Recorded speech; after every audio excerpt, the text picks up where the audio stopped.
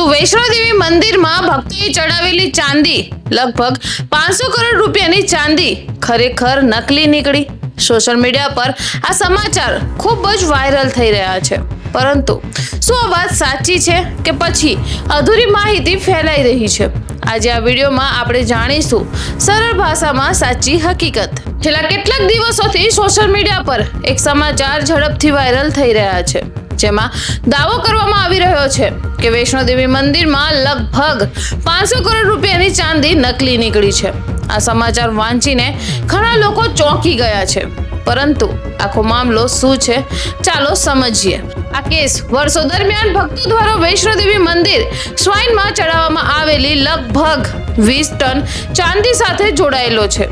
આ ચાંદીની અંદાજી કિંમત લગભગ 500 કરોડ રૂપિયા માનવામાં આવે છે, અને આ ફરિયાદમાં એવો દાવો કરવામાં આવ્યો હતો કે ચાંદીની તપાસ દરમિયાન કેટલાક નમૂનાઓમાં માત્ર 5 થી 6% જ અસલી ચાંદી મળી હતી, અને બાકીના ભાગમાં અન્ય ધાતુઓ ભેળસેળ હોવાનો આક્ષેપ લગાવવામાં આવ્યો છે. અને આ દાવા બાદ મામલો અદાલત સુધી પહોંચ્યો.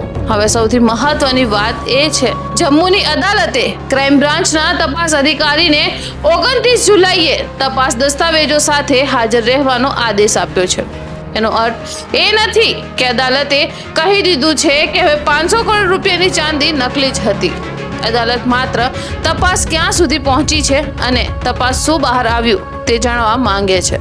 સોશિયલ મીડિયા પર ઘણા લોકો સીધું જ લખી રહ્યા છે કે 500 કરોડની નકલી ચાંદી પકડાઈ ગઈ, પરંતુ હાલમાં એવું કહેવું તે યોગ્ય નથી, કારણ કે તપાસ હજુ પણ ચાલુ છે અને અદાલતનો અંતિમ નિર્ણય આવ્યો નથી.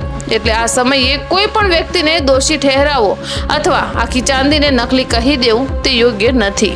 જો ભવિષ્યમાં તપાસમાં નવા પુરાવા સામે આવશે અથવા અદાલત અંતિમ ચુકાદો આપશે, ત્યારે સ્પષ્ટ થશે કે હકીકત શું છે. તો મિત્રો, હાલની સાચી માહિતી એટલી જ છે કે મામલો ગંભીર છે, તપાસ ચાલી રહી છે, પરંતુ હજુ સુધી કોઈ પણ અંતિમ નિર્ણય લેવામાં આવ્યો નથી.